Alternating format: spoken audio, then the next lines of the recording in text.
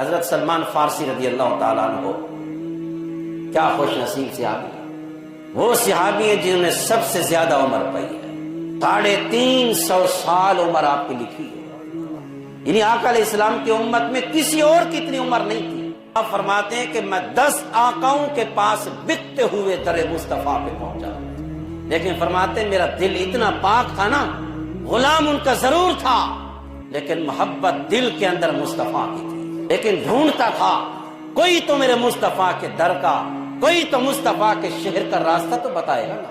ایک نصرانی کا غلام ہوا، انہوں نے بتایا آخر نبی کی آمد ہونی ہے، اہل عرب میں سے کچھ قافلہ گیا ہوا تھا ان کے پاس، ان کے ساتھ بھیج دیا مجھے کہ ان کو وہاں پہنچا دینا۔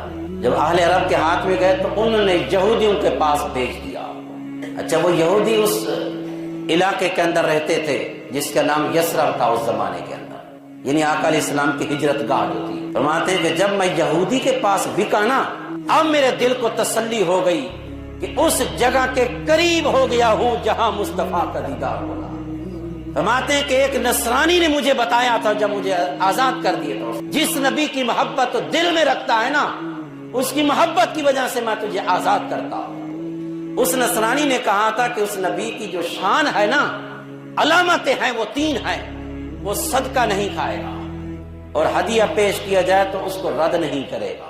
تیسری نشانی یہ ہے وہ کندھوں کے بیچ میں مہر نبوت ہے، جس پہ رب نے مہر لگا کے بھیجا ہے کہ میں نے اب نبوت اور رسالت کی آمد کے دروازے کو بند کر دیا ہے، اب نبوت اور رسالت قیامت تک چلے گی تو مصطفیٰ کی چلے گی۔ حضرت سلمان فارسی فرماتے ہیں کہ میں اس یہودی کے باغ کی خدمت کر رہا تھا اور اتفاق سے کھجور کے ایک درخت کے اوپر چڑھا ہوا تھا، نیچے دیکھا تو ایک بندہ اس میرے یہودی مالک سے میرے مصطفیٰ کی باتیں کر رہا ہے۔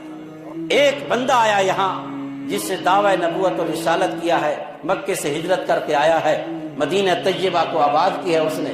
سلمان فارسی فرماتے میرے دل کی جو حسرت تھی نا، بس اس کی انتہا نہیں رہی، میں جو کام کر رہا تھا نا اس کام کو وہی چھوڑ دیا، نیچے اتر آیا۔ میں نے کہا یہودی سے مالک تو ہے میرا، تیری خدمت کروں گا، لیکن ایک اجازت دے دے، جس کی باتیں تم کر رہے تھے ایک بار اس کو دیکھنے تو دو۔ فرماتے صدقے کی کھجوریں تھی، میں حضور کی بارگاہ میں لے گیا، میری نظر جو مصطفیٰ کے چہرے پہ پڑی نا، میرے دل کے اندر ٹھنڈک پہنچی۔ میں نے وہ پیش کی، پر عرض کی کہ حضرت یہ صدقے کی کھجوریں ہیں، تو آقا کریم علیہ الصلوۃ والسلام نے وہ کھجوریں اٹھا کے صحابہ کو دے دی، فرمایا او کلو، کھاؤ تم۔ ایک دانہ بھی حضور نے نہیں تناول فرمایا۔ سلمان فارسی فرماتے اللہ کی قسم مجھے یقین ہو گیا کہ نصرانی نے سچ کہا تھا، آخری نبی کی نشانی یہی ہوگی کہ صدقہ نہیں کھائے گا۔ کہتے میری دل کی تسلی پوری ہو گئی۔ کچھ دنوں کے بعد پھر موقع ملا، اس یہودی نے کچھ کھجوریں مجھے دی ذاتی طور پر، اب تو میں مالک بن گیا اس کا۔ اب میں لے کر گیا آزمانے کے لیے کہ صدقہ تو دے کر آزما چکا ہوں، اب ہدیہ بھی دے کر آزماؤں۔ کہتے ہیں پھر میں سرکار کی بارگاہ میں گیا، مصطفیٰ کی خدمت میں سرکار کا چہرہ انور دیکھا، دل میں پھر ٹھنڈک پیدا ہوئی۔ میں نے خدمت میں پیش کی کھجوریں اور عرض کی حضور یہ ہدیہ ہے آپ کی خدمت میں پیش کرتا ہوں۔ فرماتے سرکار نے کھجور کا ایک دانہ اٹھا کے تناول فرمایا اور بقیہ صحابہ کو دے دی۔ سلمان فارسی فرماتے اللہ کی قسم اس نصرانی نے سچ کہا تھا کہ صدقہ نہیں کھائے گا اور ہدیے کو رد نہیں کرے گا۔ فرماتے اب اگلی بات رہ گئی تھی اور بڑی مشکل تھی، کیونکہ سرکار کی مہر نبوت کندھوں کے بیچ میں تھی، کس طرح رب نے چھپا کے علامت کو رکھا ہے، اور یہ بھی آزمائش تھی عاشقوں کی۔ فرماتے ہیں سب دیکھ لیا ہے، اب اس کو کیسے دیکھو، اجنبی آدمی ہو، زر خرید غلام ہو یہودی کا، اس نشانی کو کیسے دیکھو۔ کہتے بار بار مصطفیٰ کی بارگاہ میں حاضر ہوتا رہا لیکن موقع نہیں ملا کہ اس کو کیسے دیکھو۔ فرماتے ایک مرتبہ گیا، آقا علیہ السلام مسجد سے باہر تشریف فرما ہے، صحابہ اکرام موجود ہیں، ایک چوک تھا، میرے آقا علیہ السلام عصر کی نماز کے بعد وہاں تشریف لے جاتے۔